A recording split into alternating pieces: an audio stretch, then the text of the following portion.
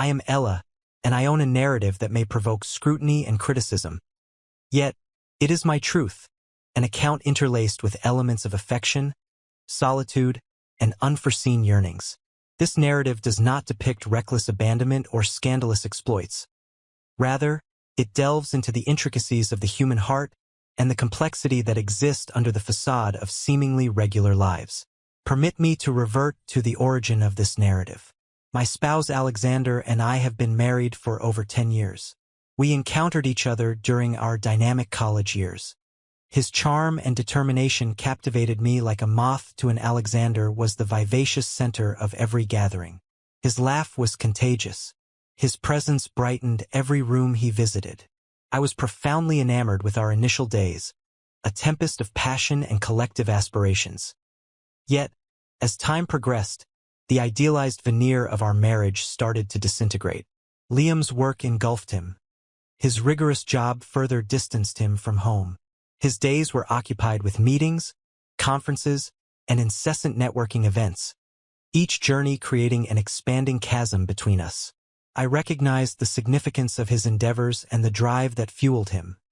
Nonetheless, his perpetual absence overshadowed our connection. We were estranged, our dialogues diminished to trivial interactions, our bond waning. Amidst the ambient cacophony of our hectic lives, under the facade of normalcy, a profound loneliness gnawed at me, an unsatisfied desire for connection. I longed for companionship to alleviate the emptiness left by Liam's departure from my life. It was during the tranquil seclusion of our farm that the seeds of transformation were sown. We resided on an expansive estate just beyond the city boundaries, a sanctuary of serenity that had first attracted us with its assurance of respite from metropolitan chaos. A significant pleasure of our rural existence was the ability to tend to animals. We possessed a little flock of hens, a duo of playful goats, and, naturally, my cherished horse. Mason Apollo was a magnificent beast, a formidable stallion with a coat as dark as midnight and a compassionate disposition that seems to comprehend my every feeling. Alexander presented him to me on our 5th wedding anniversary, a gesture intended to express his love, a concrete manifestation of his passion amid his sometimes absent Alexander. Mason became my solace and sanctuary during the prolonged, alone days while Alexander was gone on business. I would spend hours in the stable brushing his sleek coat, confiding my aspirations and anxieties into his soft ears. I derived solace from his tranquil presence. Animals exhibit a remarkable capacity to perceive human emotions, and Mason seems to instantly recognize when I was despondent, softly nudging me with his nose, his sweet whines serving as a comforting remedy for my solitude. The moments in the stable, enveloped by the soothing aroma of hay and the tranquil cadence of Apollo's respiration, became into my sanctuary. He transcended the role of a mere horse.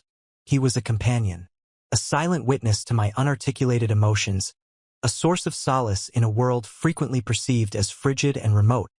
I confided in Apollo, revealing the thoughts I could not convey to Liam. Mason, with his tranquil presence and gentle demeanor, became my confidant, a silent listener who provided comfort without judgment. He served as my emotional anchor. I yearned for the consistent presence that Alexander, with his incessant travels and emotional detachment, could not offer. While it may appear peculiar to equate a horse with my husband, Liam's regular absences had engendered a void in my existence, a void that Apollo, through his steadfast companionship, inadvertently filled. The pivotal moment occurred on a sweltering summer evening when Alexander was away on yet another business trip, and an overwhelming sense of loneliness enveloped me. I had just concluded a telephone conversation with him. Our dialogue was a tense exchange of niceties that underscored the widening rift between us in search of comfort. I ventured to the stable, attracted by Apollo's soothing presence while I tended to his glossy coat. My thoughts overflowed with disappointments and unexpressed wishes. I mourned the solitude that acknowledged me, the distance that seems to intensify daily. Engulfed in my feelings, I engaged in a rather intimate conversation with Mason. "Oh, Mason," I exhaled, my voice laden with passion. "You comprehend me more profoundly than anybody else." I hesitated. A surge of self-awareness enveloped me.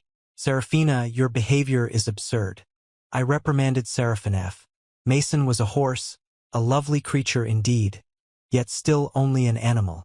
I attempted to disregard the peculiar emotions that arose inside me, attributing them to my aloneness and absence of human interaction. Yet, as time progressed, I increasingly gravitated towards the stable, finding comfort in Apollo's company.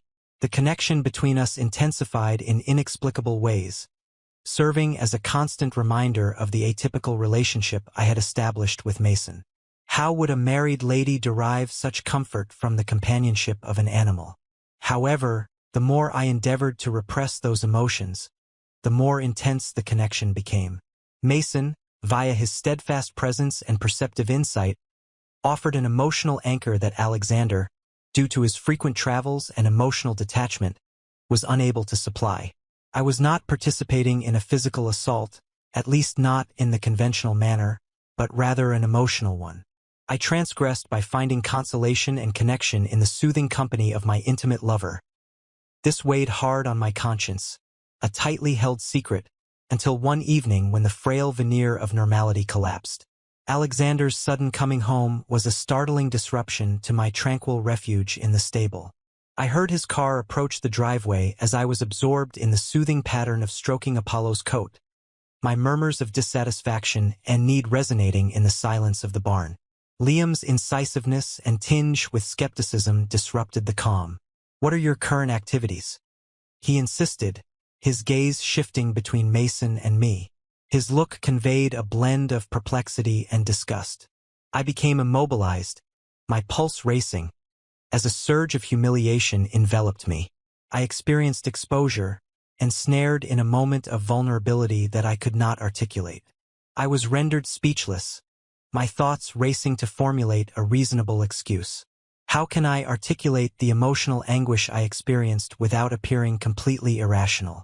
Alexander positioned himself in front of me. His gaze conveyed a blend of uncertainty and wrath, seeking an explanation that I too found difficult to grasp. The stillness in the stable was prolonged, interrupted only by Apollo's gentle snorts, unaware of the turmoil surrounding him. "Serafina, what is occurring?" Alexander insisted, his tone laced with exasperation.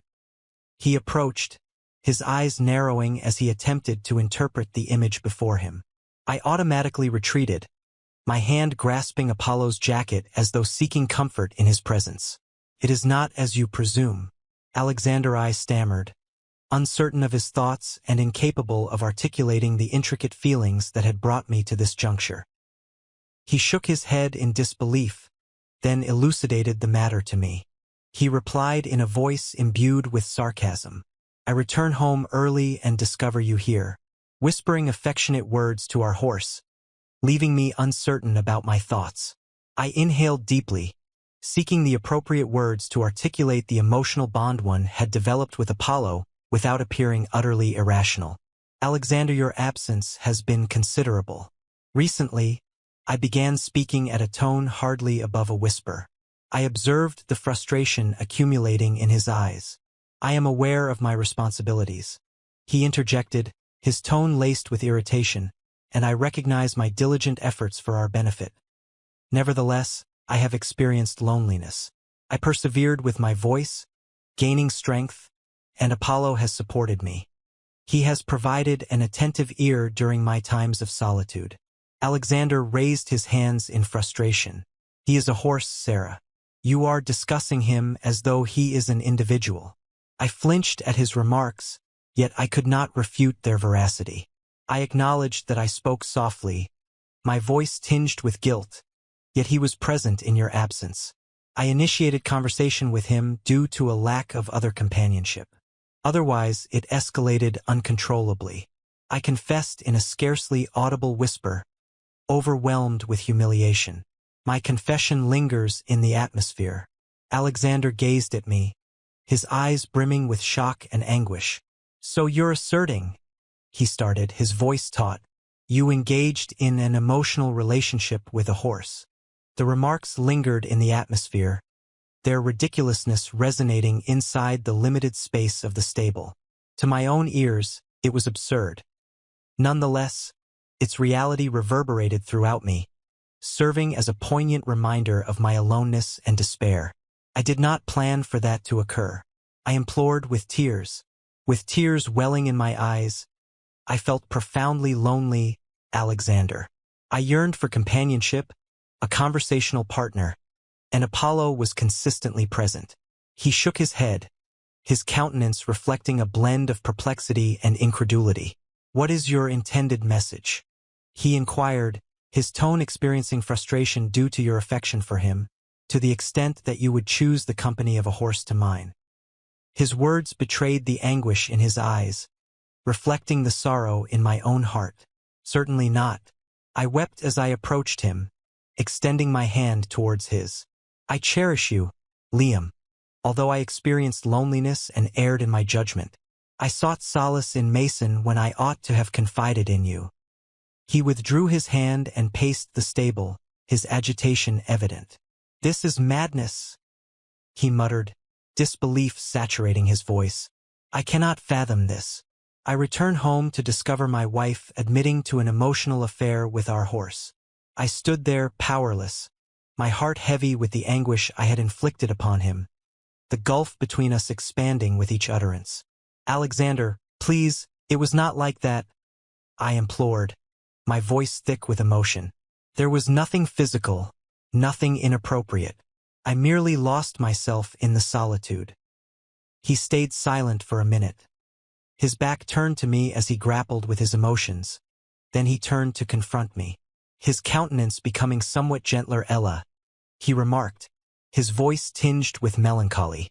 "Do you get the absurdity of this circumstance and its total ridiculousness?"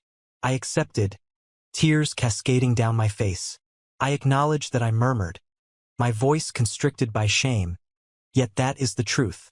I let my solitude obscure my judgment, and I deeply regret that I never intended for it to escalate to this extent. Liam's expression softened, a glimmer of comprehension supplanting the rage in his eyes. "Why did you not communicate with me, Ella?" he inquired, his tone now soft, imbued with apprehension. "Why did you not inform me of your feelings?" I made an attempt. I expressed my voice, quivering with a blend of irritation and remorse. However, each time I attempted to address the matter, you were either engrossed in work, fatigued, or merely aloof. I ultimately relinquished my efforts. I persuaded myself that this was our new normal and that emotional connection had become a luxury we could no longer sustain. Liam's brow knitted, his countenance reflecting a blend of perplexity and remorse. "I was unaware that you had these sentiments, Ella," he confessed, his voice tinged with remorse. "I believed we were not." I responded gently, although I wished to avoid imposing on you. "Your unwavering dedication to your profession made me hesitant to express my needs. Although the reality is that I required your presence, Alexander. I required my husband's presence, and in his absence, I sought solace in Mason." A profound quiet enveloped us. The burden of my confession lingers in the atmosphere. We remained there, two spirits. Amidst a sea of unexpressed emotions, the gap between us expanded with each moment until Alexander finally shattered the stillness. His voice now imbued with a fragility I had not encountered in years. "I am uncertain how to proceed with this, Ella," he said. "I am uncertain on how to proceed." Teardrops cascade down my face. The awareness of the harm I had inflicted was enveloping me. "I do not either." I acknowledged my voice was laden with emotion. "Nevertheless, I desire to rectify this situation. I desire to rectify our relationship. I adore you, Alexander, and I wish to retain you." Liam's eyes, brimming with a blend of anguish and doubt, locked into mine. "I reciprocate your affection, Ella," he stated, his voice laden with remorse, "that this will require time." I acknowledged, comprehending the seriousness of the issue. "I acknowledge my agreement and am prepared to take all necessary actions to rectify the situation." He exhaled deeply, advancing closer, his fingers extending to softly graze my cheek. "We must discuss this, Ella," he stated, his tone resolute yet tender. "We must discuss all matters, including Mason, our missteps, their implications, and the means by which we might reconnect." I grasped his hand, our fingers entwining, kindling a spark of hope within me. I am prepared to converse. Alexander, I said. I am prepared to rectify the situation. As we stood in the stable, the atmosphere laden with unexpressed feelings, I recognized that this constituted the initial step in mending our shattered relationship. Although it would not be facile and would not occur instantaneously, I experienced a flicker of optimism for the first time in an extended period. It is conceivable that we may reunite, prompting Alexander and me to undertake a voyage of rediscovery aimed at healing and reconnection. We initiated open communication to express our concerns and insecurities in order to rekindle the love that had previously united us. The process was gradual and laborious. However, with each day, the distance between us diminished, supplanted by a revitalized sense of intimacy and comprehension. Have you encountered a like circumstance in your life? What was your approach to managing it?